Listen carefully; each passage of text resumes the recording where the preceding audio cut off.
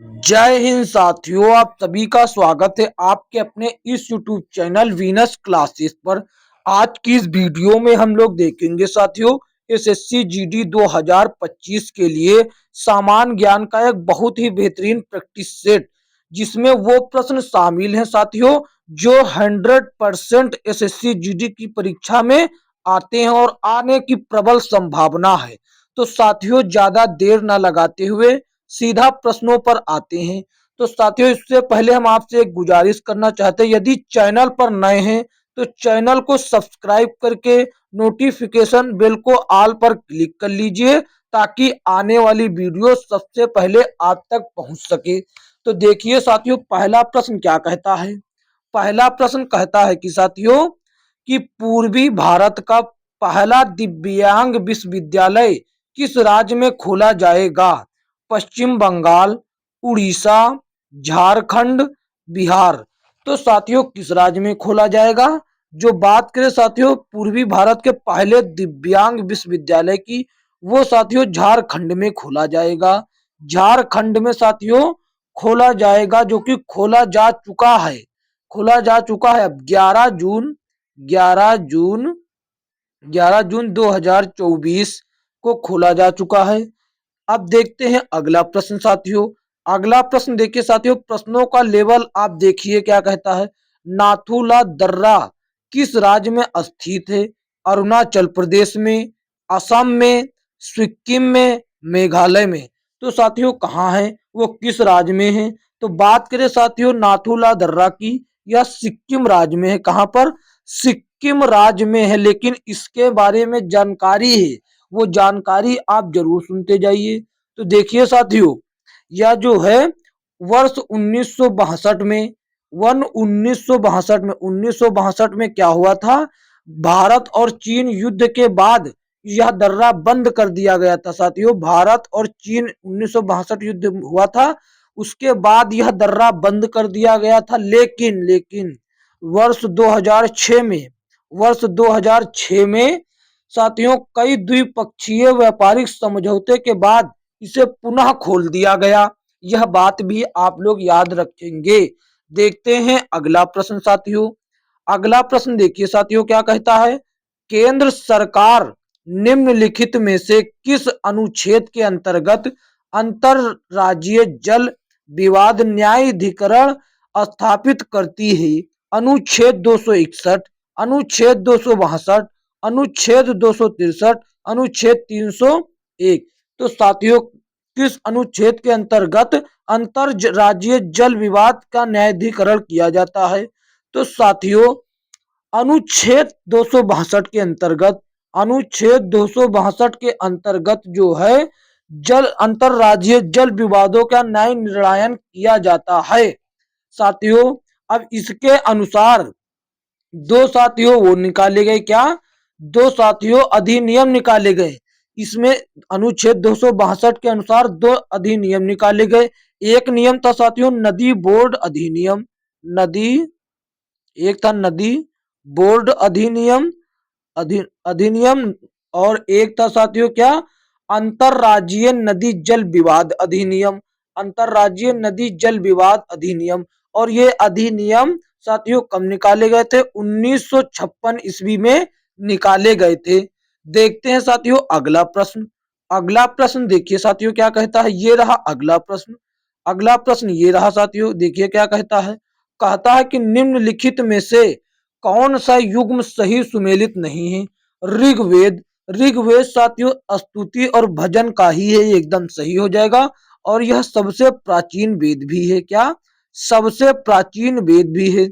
सामवेद, सामवेद वैसे तो संगीतों का वेद है, लेकिन इसका एक नाम है मंत्रों की पुस्तक, इसका नाम है। हालांकि इसमें कोई मंत्र नहीं है, इसका केवल और केवल नाम है। इस पुस्तक का नाम क्या है, सामवेद पुस्तक का नाम है मंत्रों की पुस्तक, मंत्रों की पुस्तक साथियों इसका नाम है। इसमें हालांकि कोई मंत्र है नहीं वैसे, लेकिन नाम है। और साथियों यजुर्वेद में, यजुर्वेद में यज्ञों के अनुष्ठान है, यज्ञों के अनुष्ठान है, इसके लिए इसको अनुष्ठान कहा गया, या एकदम सही है, यज्ञों के अनुष्ठान। और अथर्ववेद, अथर्ववेद साथियों मंत्रों और जादू टोना का है। मंत्र मंत्र और जादू मंत्र और जादू टोना का है साथियों। मंत्र और जादू टोना का है। ये संगीत का नहीं, संगीत का तो साथियों सामवेद है। जादू टोना जादू टोना का है साथियों। ये हो जाता है। यही साथियों यहाँ पर अभिन्न है, यानी कि ये सही नहीं मिला हुआ है, यही गलत मिला हुआ, तो यही इसका सही जवाब हो जाएगा। देखते हैं अगला प्रश्न साथियों। अगला प्रश्न देखिए साथियों क्या कहता है, ये रहा 25 नंबर प्रश्न। देखिए कहता है इसके पहले साथियों एक से 20 नंबर तक रीजनिंग के सवाल थे, जो मैंने अलग प्रैक्टिस सेट में करवा दिया है, अलग करवा दिया है साथियों। अब 21 से 40 तक देखिए जीके जीएस के प्रश्न। फिर साथियों हम आपको हिंदी करवा देंगे, क्या हिंदी फिर करवा देंगे। फिर लास्ट में मैथमेटिक्स करवा देंगे। सभी हम आपको टॉप प्रैक्टिस सेट सभी को ऐसे प्रश्न शामिल हैं जो साथियों प्रबल संभावना है आने की। तो 25 नंबर प्रश्न का चेहरा देखिए साथियों क्या कहता है। कहता है पेन गंगा और इंद्रावती निम्नलिखित में से किस नदी की सहायक नदियां हैं। गंगा नदी, महानदी, गोदावरी नदी, कृष्णा नदी। तो साथियों किस नदी की है, तो ये साथियों जो है पेन गंगा और इंद्रावती ये गोदावरी नदी की सहायक नदियां हैं। और साथियों इसकी दो और सहायक नदियां हैं जो आपको याद रखना चाहिए। एक का नाम है साथियों प्राणहिता, प्राणहिता एक का नाम है। देखिए साथियों ये आपको कोई नहीं बताएगा, ये आपको कोई नहीं बताएगा। प्राणहिता और मंजीरा ये साथियों गोदावरी की सहायक नदियां हैं। प्राणहिता और मंजीरा ये साथियों दोनों जो हैं गोदावरी की सहायक नदियां हैं, जो शायद ही आपको पता हो लेकिन अब पता हो गया है। चलते हैं अगले प्रश्न की ओर। ऐसे प्रश्न लेके आए हैं साथियों, देखिए ये क्या कहता है। प्रश्न नंबर 26 कहता है वर्ष 1975 में लगी इमरजेंसी की याद में संविधान हत्या दिवस, देखिए साथियों संविधान हत्या दिवस किस तिथि को मनाया जाना सुनिश्चित किया गया है। 22 जून, 23 जून, 24 जून, 25 जून। तो साथियों किस तिथि को मनाया जाना निश्चित किया गया है। साथियों हम आपको बता दें प्रधानमंत्री नरेंद्र मोदी के नेतृत्व में भारत सरकार ने यह निर्णय लिया है कि हर साल 25 जून को साथियों संविधान हत्या दिवस के रूप में मनाया जाएगा।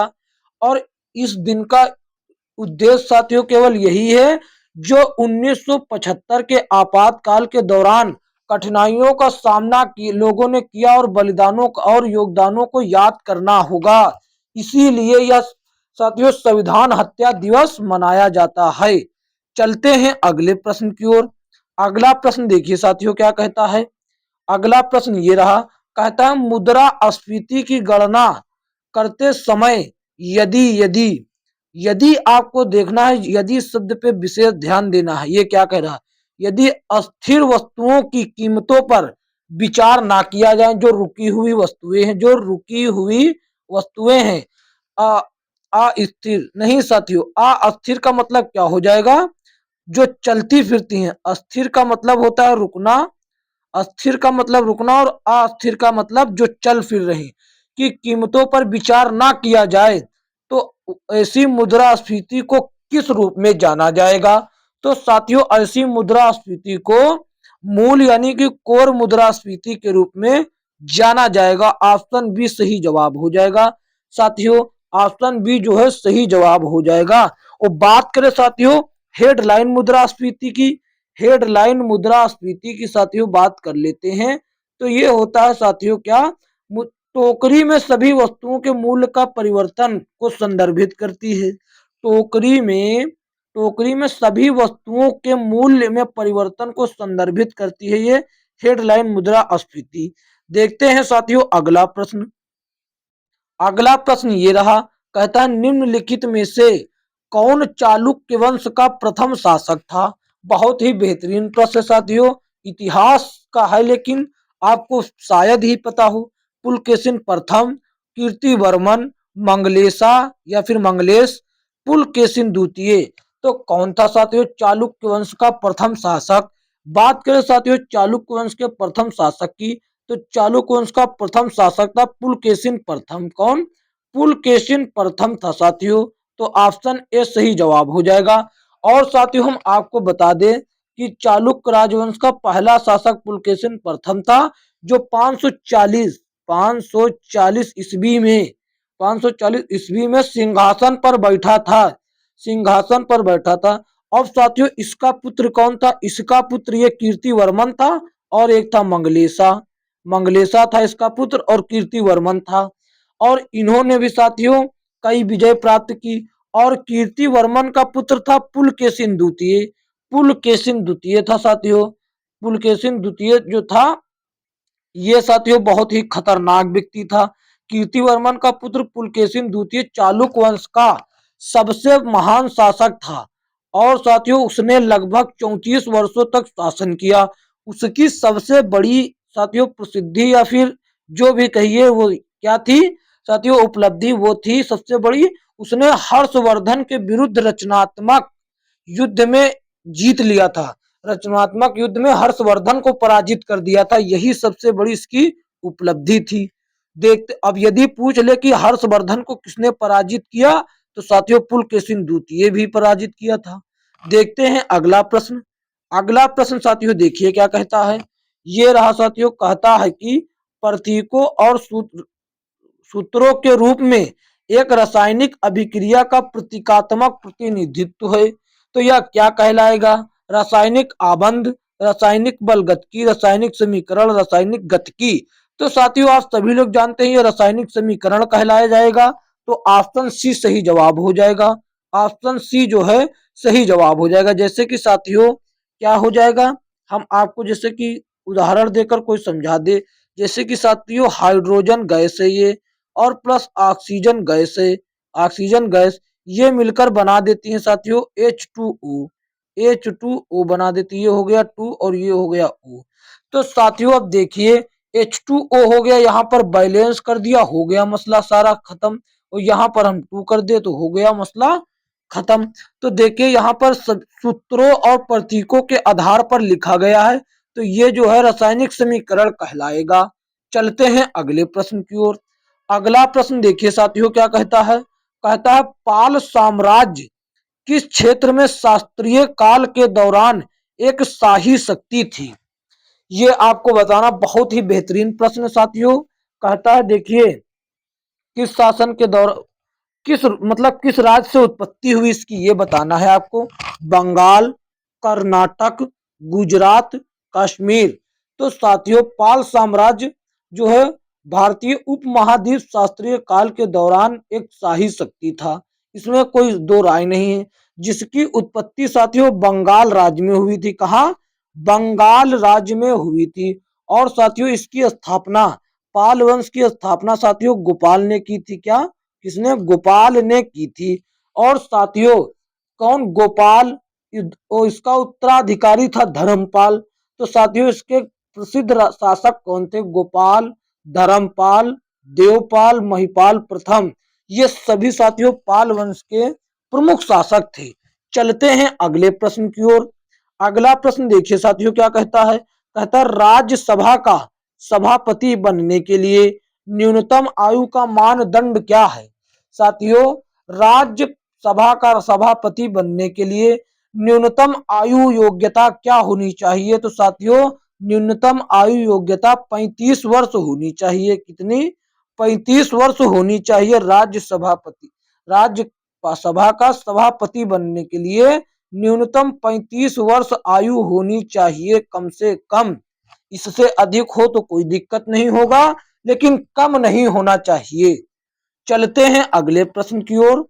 अगला प्रश्न देखिए साथियों क्या कहता है। ये रहा, कहता है कि साथियों संविधान की 10वीं अनुसूची किससे संबंधित है? अधिकारों का विभाजन, दल बदल विरोधी कानून, पंचायत, आधिकारिक भाषा। तो साथियों किससे संबंधित है? 10वीं सूची साथियों दल बदल विरोधी कानून से संबंधित है। ऑप्शन बी सही जवाब हो जाएगा। साथियों देखिए 1985 ईस्वी में 52वें संविधान संशोधन के माध्यम में इसको जोड़ा गया था। किसको? दल बदल विरोधी कानून को। इसका साथियों उद्देश्य केवल राजनीतिक लाभ था और राजनीतिक लाभ और पद के लालच में दल बदल करने वाले जनप्रतिनिधियों को अयोग्य करार देना है ताकि राजनीतिक स्थिरता बनी रहे। इसके अंतर्गत ये कहा गया था। लेकिन आजकल राजनीति तो एक ऐसी जाल बन गई कि दल बदल तो आमतौर पर उनके रग रग में बह रहा है, लेकिन उस पर कोई साथियों वही नहीं, अयोग्य करार घोषित ही नहीं किया जा रहा है, क्योंकि सरकार भी उनकी और संविधान भी उनका, इसलिए कुछ नहीं हो सकता। चलते हैं, और यदि हम सब चाहें तो एक क्रांति ला सकते हैं, अपने आगे वाले समय में, भविष्य में क्रांति ला सकते हैं, जिससे हमारा देश आगे की ओर अग्रसर रहे सदा, और ये सभी जो भ्रष्टाचार है समाप्त हो जाए। शिक्षा ही इसका साथियों हल है, शिक्षा ही इसका बेहतरीन हल होगा। यदि हम शिक्षित हैं तो हमको कोई नहीं दबा सकता, ना ही कानून दबा सकता है, ना ही बलवान दबा सकता है। चलते हैं साथियों, अगला प्रश्न देखते हैं। अगला प्रश्न देखिए साथियों, ये रहा। कहता है कि पृथ्वी के वायुमंडल में मौजूद गैसें सूर्य की गर्मी को रोक लेती हैं। इसको क्या कहा जाता है? ब्लू हाउस प्रभाव, रेड हाउस प्रभाव, ग्रीन हाउस प्रभाव, येलो हाउस प्रभाव। तो साथियों वायुमंडल की गैसें सूर्य की गर्मी को रोक लेती हैं, इसको कहा जाता है ग्रीन हाउस प्रभाव। क्या कहा जाता है? ग्रीन हाउस प्रभाव। जैसे कि साथियों ये एक बॉक्स हो गया, वो भी शीशे का, इसके चारों तरफ से बंद है, लेकिन इसके तरफ से साथियों अंदर इसके सूर्य की गर्मी जा तो सकती है, लेकिन अंदर से बाहर आ नहीं सकती है, अंदर से बाहर आ नहीं सकती है, इसीलिए यहाँ पर सूर्य की गर्मी रुक जाती है। इसी को साथियों ग्रीन हाउस प्रभाव कहा जाता है।